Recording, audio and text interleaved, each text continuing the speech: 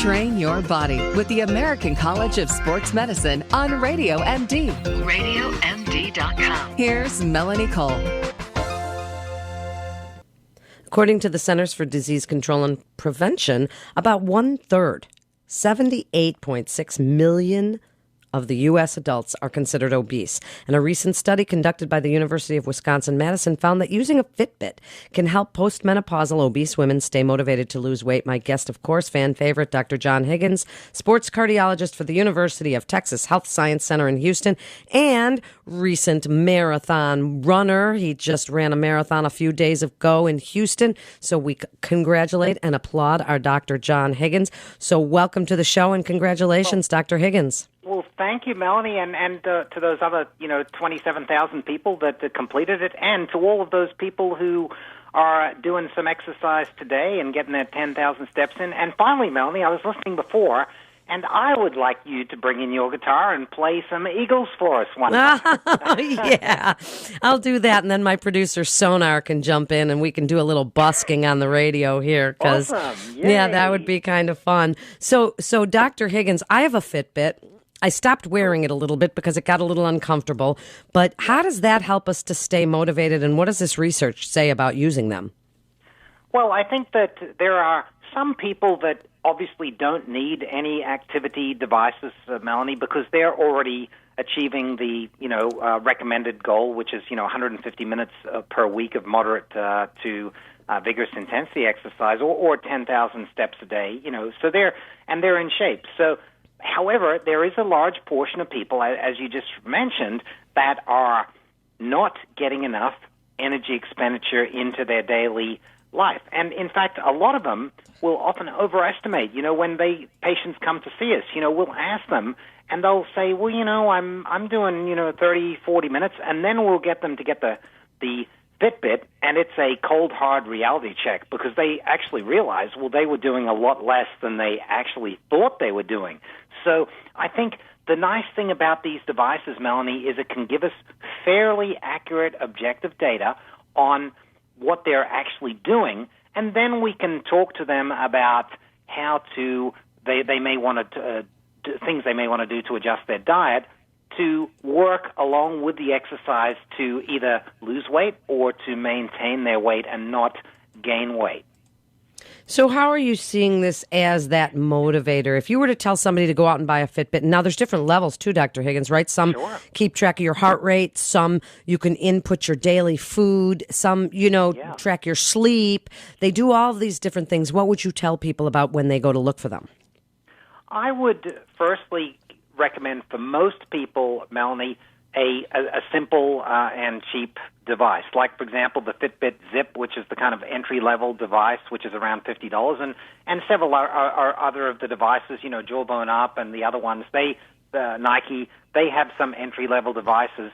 Because my first question is this actually are they going to use it, and is it going to actually make a difference to this person? And so I would recommend for most people, give a try for the entry-level devices and make sure it's with a device that has a really nice web-based program or smartphone-based app that you can really get your information. It summarizes it well so you can get an idea fairly easily of what you're doing and also what you need to be doing, Melanie. So I think that's what I would say for most people. However, if you are a data junkie and you really love getting all of that information, getting all of the stuff about heart rate, getting all of the information about different activities, sleep, making it a little bit easier to enter the food information, and you want all of that, and money is no object, then I would go, to the top of the line version. But essentially, Melanie, they all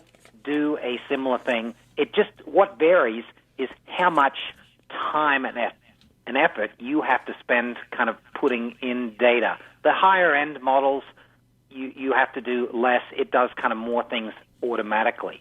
So you that's don't what I would necessarily need all the bells and whistles, but you have to decide whether or not you're going to make the commitment to, as you say, input all the data and be involved. But the more involved you are with your Fitbit, the better your results, correct? I mean, if you're going to be someone who's going to look every day, like I did when I first got mine, at what my sleep patterns were and go, whoa, I didn't sleep that good. Or make sure I get that little, they vibrate on your wrist when you get your 10,000 steps. Exactly. And that's always a bit of a shocker, but kind of surprising. And you go, whoa, something just, vibrated on.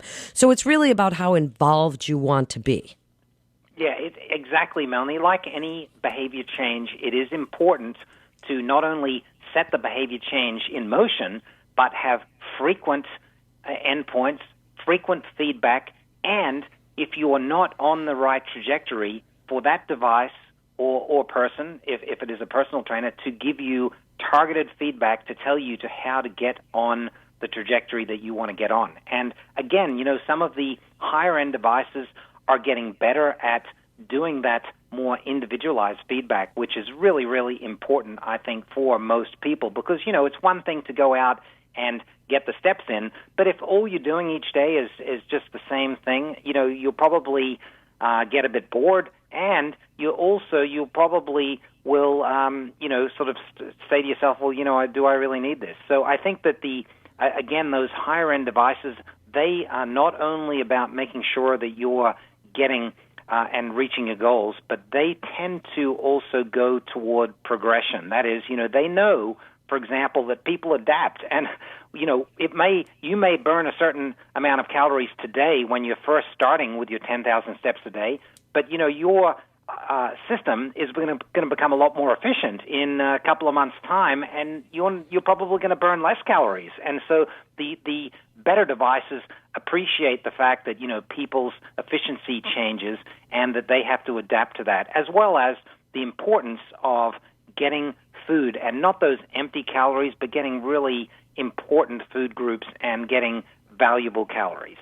Well, if you want to use this Fitbit tracker as part of the strategy, a long-term utility as a tool, and you don't like the way it sits on your wrist, Dr. Higgins, like I didn't really, or if I was an obese person, I would think it'd be very uncomfortable to have something like that digging into your wrist. I imagine they make them large size so that they fit on a larger wrist.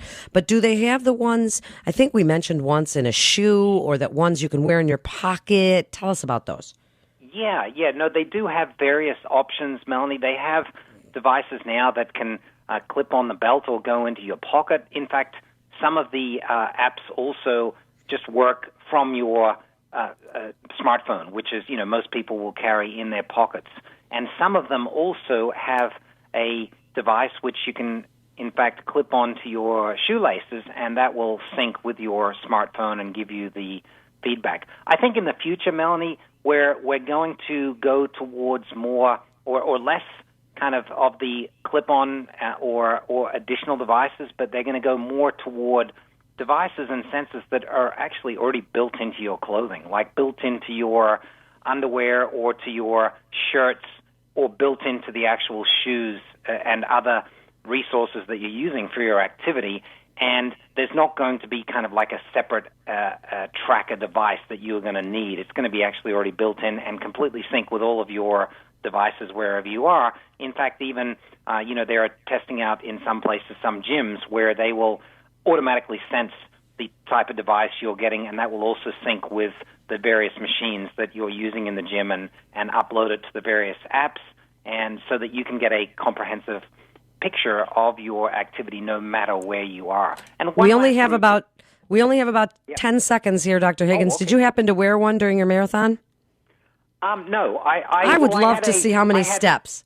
I did have just a regular Garmin, which was tracking my split times for my miles. But in terms of the devices, I think the take home, Melanie, is if you are not sure and you don't think you're achieving your goals, I think give it a try. Try an entry-level device and see if that extra feedback can help you to get on track. But remember, it is important to talk to experts and watch your diet as well. It's not just all about exercise, it's also about diet. Thank you so much. This is Melanie Cole, and stay well.